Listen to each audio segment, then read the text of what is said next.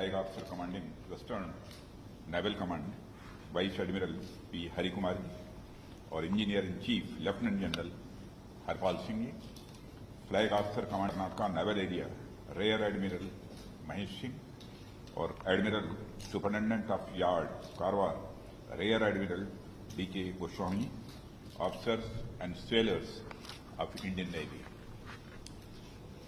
मित्रों, सचमुच मुझे आप लोगों से मिलकर बेहद खुशी हुई है। वैसे इसके पहले भी मैं सेलर्स के बीच जा चुका हूं और उनके साथ मेरा इंटरेक्शन भी हुआ है, लेकिन प्रोजेक्ट सी बर्ड की जो हमारी विजिट रही है, इसके पहले मेरा क्यूरियोसिटी थी देखने की इसको। इसके पहले मेरा क्यूरियोसिटी थी देखने की इसको, समझने की। वो इसलिए थी कि एक बार मैं आईएनएस विक्रमादित्य पर रात को रुका था और जब हम और हमारे एडमिरल करबीर सिंह जी साथ हेलीकॉप्टर से वापस जा रहे थे तो आसमान से ही उन्होंने इस धरती पर मुझे दिखाया था कि यही कारवार है। और ऊपर से जैसा मैंने देखा था इस कारवार को, आज नजदीक से देखकर मुझे बेहद खुशी हुई है और मैं कह सकता हूं कि इस नेवल बेस के प्रति मेरा कॉन्फिडेंस लेवल बढ़ा है। मुझे बेहद खुशी हुई है और मैं मानता हूं कि इस प्रोजेक्ट के पूरा होने के बाद हमारी सुरक्षा संबंधित जितनी तैयारियां हैं वो तो मजबूत होंगी ही, साथ ही हमारी ट्रेड, इकोनॉमी और जो हम लोगों को सहायता, मानवीय सहायताएं मुहैया कराते हैं, उसमें भी एक मजबूती मिलेगी, ऐसा मेरा विश्वास है। अभी बमन कुमार ने कहा कि भारत का सबसे बड़ा यह नेवल बेस बनेगा। मैंने इसके पहले कहा है कि भारत का ही नहीं बल्कि बजट एलोकेशन कुछ बढ़ाने की जरूरत होगी तो उसकी भी मैं कोशिश करूंगा। एशिया का बिगेस्ट नेवल बेस बनना चाहिए, यह हमारी ख्वाहिश है, एशिया का नेवल बेस। और जब मैं ऊपर से आज मैं देख रहा था इसकी प्रोग्रेस को, तो स्वाभाविक रूप से इसका फ्यूचर भी हमको दिख रहा था कि इस नेवल बेस का फ्यूचर कैसा है। और फ्यूचर जो मुझे इस नेवल बेस का दिखाई दिया है, मैं आपसे कहना चाहता हूं, बहुत डिटेल में नहीं जाते हुए, इस नेवल बेस का फ्यूचर हमको बहुत ही ब्राइट दिखा है। और उसकी क्रेडिट यदि किसी को जाती है तो आप सबको इसकी क्रेडिट जाती है। मैं आप सबका अभिनंदन करना चाहता हूं, जितने हमारे ऑफिसर्स हैं, जितने हमारे सेलर्स हैं, मैं सभी का अपनी तरफ से अभिनंदन करना चाहता हूं। और देश की पहली सी लिफ्ट फैसिलिटी भी मैंने आज देखी है।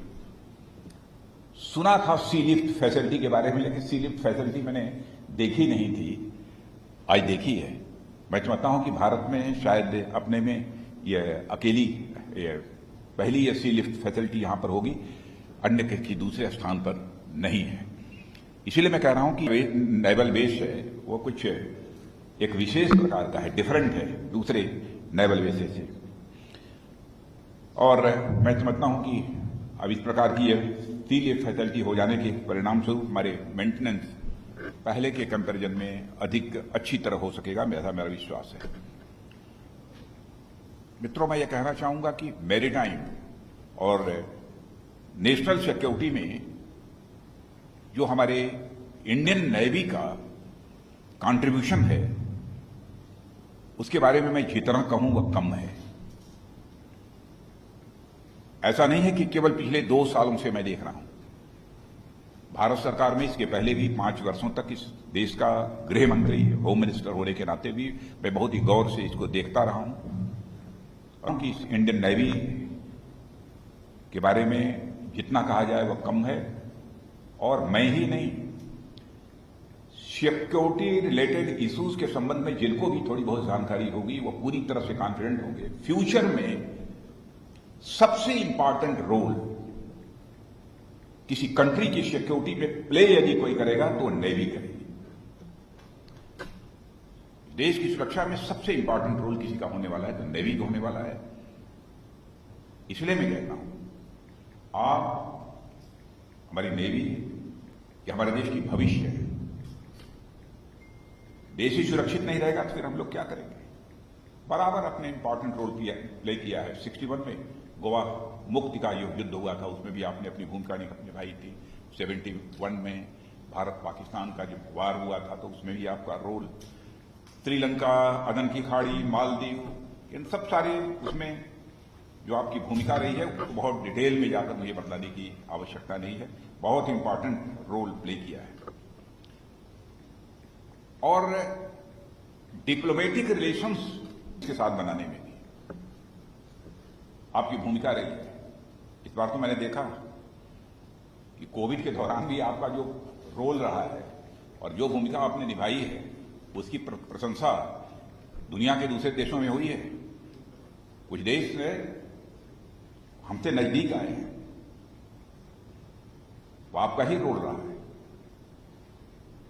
और मैं मानता हूं इस तरह न केवल आप एक रीजनल डिफेंस पावर के रूप में बल्कि वैश्विक हितों के संबंध में यह इंडियन नेवी हमारे जितने ये सब कंट्री हैं उनके साथ रिश्तों को बना रही है।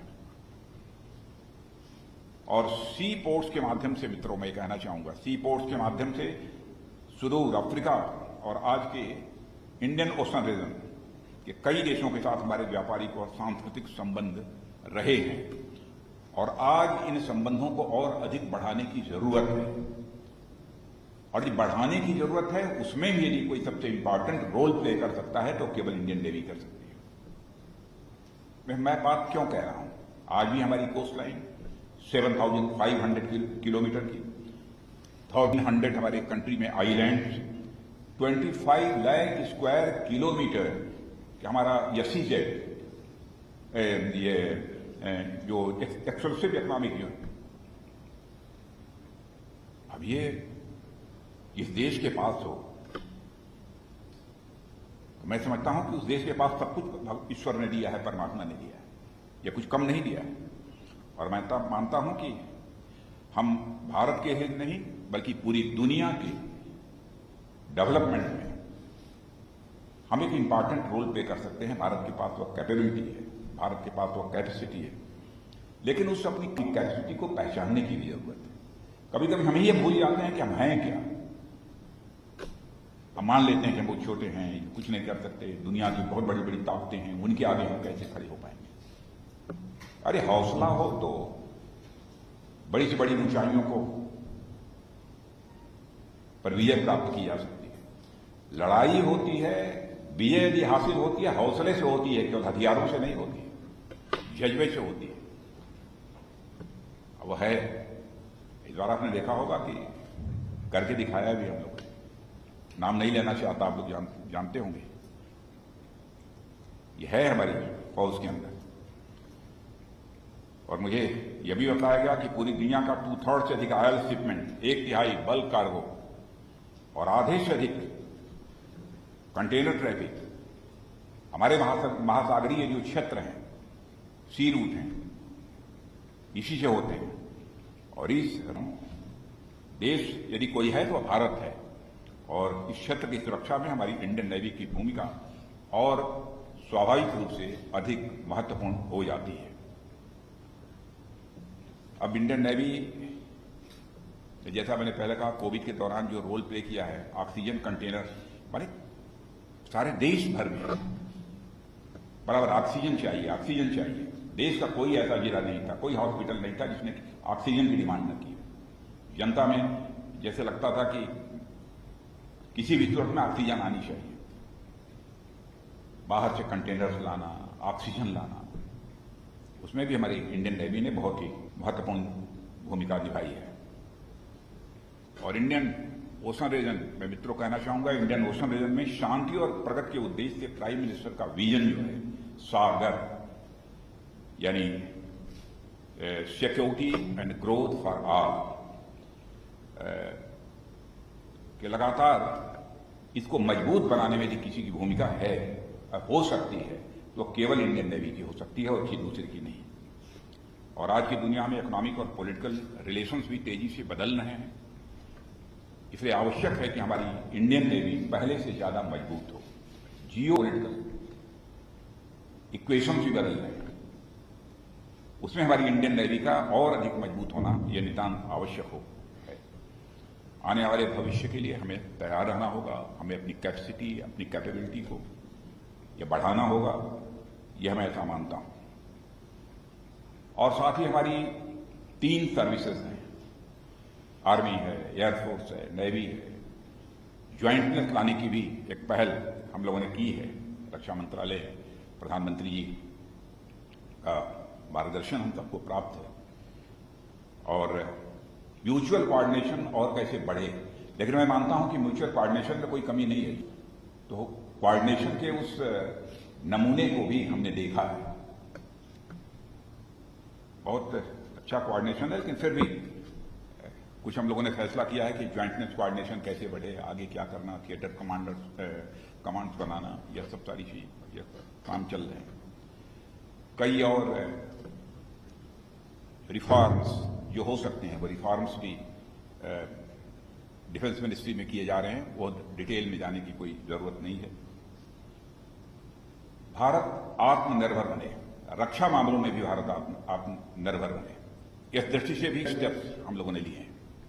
और प्रधानमंत्री जी का बार बार आग्रह रहता है, भारत हर मामले में आत्मनिर्भर बनना चाहिए और हम लोग कोशिश कर रहे हैं। और आपको जानकर खुशी होगी, कैपिटल प्रोक्योरमेंट बजट का 64% वह केवल डोमेस्टिक प्रोक्योरमेंट होगा। 64% जितना हमारा बजट है, domestic procurement, capital procurement budget का 64% केवल डोमेस्टिक प्रोक्योरमेंट होगा। यह एक मेजर डिसीजन है। डिफेंस एक्विजिशन प्रोसीजर में भी काफी कुछ हम लोगों ने चेंजेस किए हैं और आप सबको जानकारी इस बात की होगी कि 48 शिप्स और सबमरीन्स की खरीद में से 46 इंडियन शिपयार्ड से बने हैं, जहां तक मेरी जानकारी है।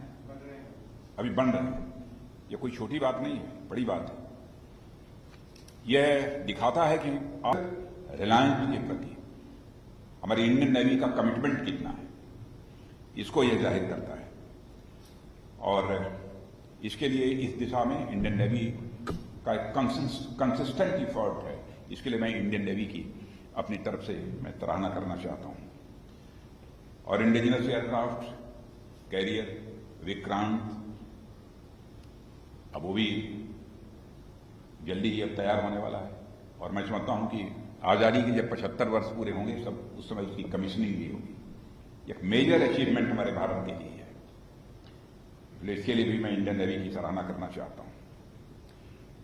अंत में इतना ही कहना चाहूंगा कि मित्रों, हम लोगों की ताकत बढ़ रही है और हमारी यह ख्वाहिश है, हमारी यह इच्छा है कि हमारी इंडियन नेवी एक दुनिया की जो बड़ी ताकतें मानी जाती हैं नेवी की, उनमें से एक बने। अभी तक लोग बताते हैं 5 मेजर जो नेवल पावर्स इस दुनिया की हैं, उनमें भारत है। मैं कहता हूं क्यों ना हम टारगेट निर्धारित करें कि आगामी 10 साल 12 साल के अंदर हम टॉप 3 में आकर खड़े होंगे, क्यों इवेंट को हम हासिल कर सकते। और मैं तो कॉन्फिडेंट हूं कि होगा, हम लोग खड़े होंगे। तो आज इस सी बर्ड प्रोजेक्ट को जो देखने का अवसर मिला है, मैं अपना सौभाग्य मानता हूं। और सभी अपने ऑफिसर्स को, सेलर्स को और वेस्टर्न नेवल कमांड से जुड़े हुए जितने लोग हैं, सबको हृदय से अपनी हार्दिक शुभकामनाएं देते हुए अपना यह निवेदन समाप्त करता हूं। पुनः मेरी तरफ से आप सबको हार्दिक शुभकामनाएं।